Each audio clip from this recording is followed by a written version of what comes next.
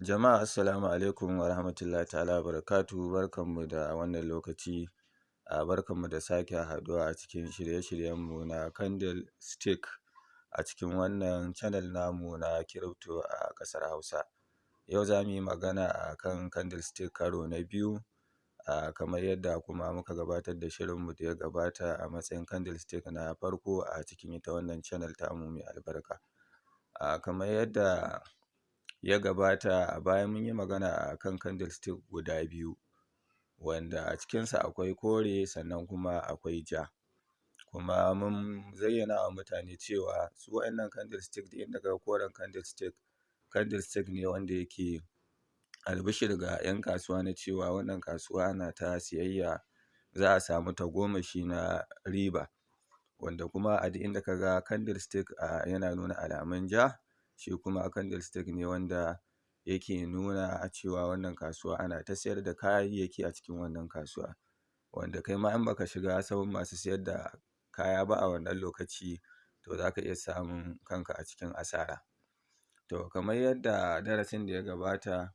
muka yi magana a kan ɗabi'a ta candle stick, yana buɗewa ne sannan kuma yana rufewa, sannan akwai ƙololuwar farashi, sannan kuma akwai mafi ƙanƙantar farashi. To saɓanin darasinmu da ya gabata, a candle stick ɗin da muka yi magana a darasin da ya gabata, za a ga yana da wani ɗan tsinke a nan ƙasa, da wani ɗan tsinke a nan sama, yana da tsinke a sama, yana da tsinke a ƙasa tsakanin koren da ja, wanda dukkanin waɗannan tsinkaye akwai abin da suke ƙoƙarin ba da saƙonni a tattare da su, kuma mun yi bayanin wannan a darasin da ya gabata. To shi kuma wannan candle stick wanda za a iya gani, za a gan shi cikakken candle stick ne,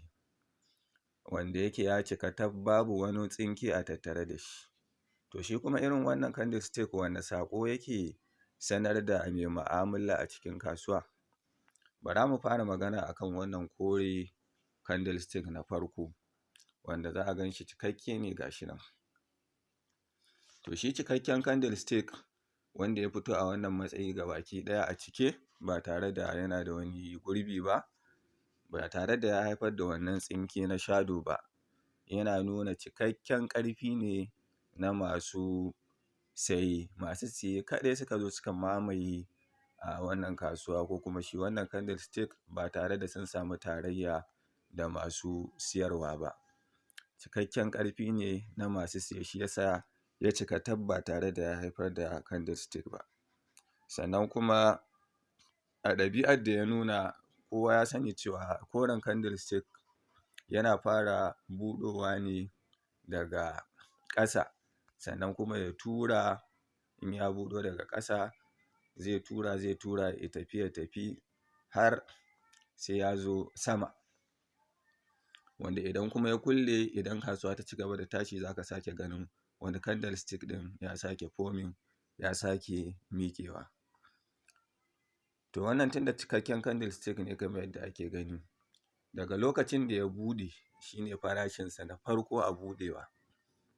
kuma shi ne farashi wanda yake na ƙasa a farkon lokacin da ya buɗe, saboda haka bai rabu gida ya ba da abu guda huɗu ba, irin wanda muka yi bayani a darasin da ya gabata. Farashin buɗewarsa shi ne mafi ƙanƙantar farashinsa, domin ba a samu wani wanda yake mai siyarwa ya zo ya sai da wani kaya wanda zai tura shi ya tafi zuwa sama, ya ba da wurin da yake na buɗewa da wurin da yake mafi ƙanƙantar farashi ba, kamar yadda ya gabata a darasin da ya wuce.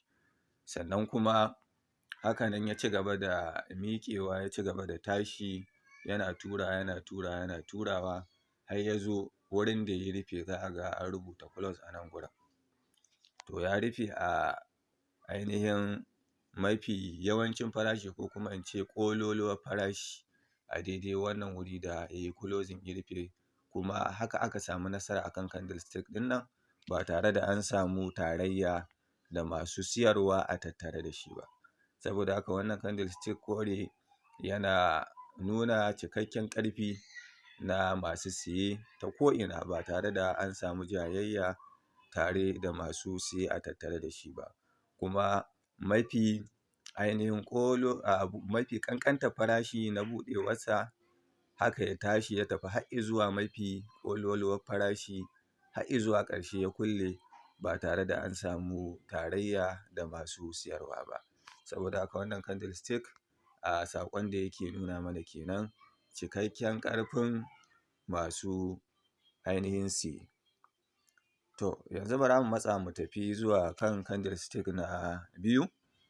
wanda yake jan candlestick, wanda kuma a duk lokacin da muka ga jan candlestick, saƙon da yake nuna mana cewa gargaɗi ne gare mu 'yan kasuwa akan cewa wannan kasuwa ana ta siyar da kaya. Sannan kuma ɗabi'ar shi jan candlestick kamar yadda muka faɗa, yana fara buɗowa ne daga sama, sannan ya turo ya taho zuwa ƙasa. To shi wannan candlestick kamar yadda ake gani, ya buɗo ne daga sama, gashi nan za a ga an rubuta open. Daga wannan lokaci ya fara buɗowa, sannan ya ci gaba da turowa, har ya zo ya cika wurin da ya zamana ya yi closing na farashi, ma'ana ya rufe farashinsa. To shi ma kamar yadda na yi bayani akan wannan koren candlestick, farashin buɗowarsa a lokacin da ya fara buɗowa,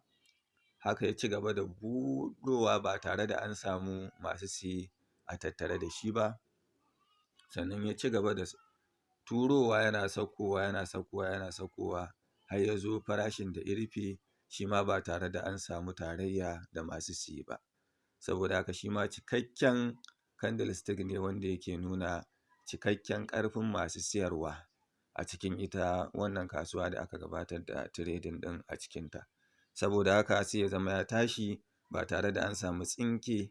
na shadow a nan ƙasa, sannan kuma ba tare da an samu tsinke na shadow daga sama ba. Tunda na faɗa cewa tsinke da zai fito na shadow alamu ne na cewa akwai tarayya tsakanin mai siye da mai siyarwa. Wannan ka iya faruwa a wurin wanda yake mai siyarwa, an samu kamar a wannan a jan candlestick. Haka kuma yakan iya faruwa a wurin masu siye, idan an samu masu siyarwa sun shigo sun samu alaƙa da koren candlestick na siye. To wannan shi ma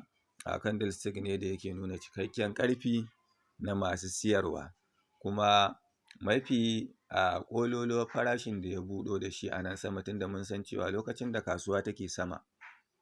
a lokacin ne take a ƙololuwar farashi. Duk lokacin da ta kirtato daga sama ta sauko ƙasa, to farashi ne zai ta sauka na kowane irin coin ne, har izuwa wani mataki wanda za ka ga kuɗi sun zube masu yawan gaske. To amma shi wannan candlestick tunda daman koren jan candlestick ne, haka nan da ya ci gaba da turowa daga mafi ƙololuwar farashi high farashi, haka kuma ya ci gaba da sauka har izuwa mafi ƙanƙantar farashin da ya sauka a cikin ita wannan kasuwa na wannan candlestick, wanda yake cikakke ba tare da kuma an samu tarayya da masu siye a tattare da shi ba. To dukkanin waɗannan candlestick guda biyu da na yi bayani a kansu, ana kiransu da suna marbuzu, kuma kowanne daga cikinsu na zayyana irin saƙon da yake isarwa ɗan kasuwa a lokacin da yake gudanar da trading a cikin kasuwar cryptocurrency, ko kuma a ɓangaren irin su forex market da irin su stock exchange. Dukkanin abin guda ɗaya ne, in dai ka fahimci abin da yake faruwa akan kowane irin candlestick, in ka tafi waɗannan kasuwanni, haka abin yake tafiya ba tare da wani canji ba. To Ubangiji Allah ya bamu sa'a, ya datar da mu a cikin wannan kasuwa tamu mai albarka. Kada a manta a yi subscribing na wannan channel namu na crypto a ƙasar Hausa, sannan a yi liking, a yi sharing. Ubangiji Allah ya bamu sa'a, ya datar da mu, sannan kuma insha Allahu wannan shirye-shirye na candlestick za su ci gaba da zuwa daki-daki daga lokaci zuwa lokaci. Ina mana fatan alheri.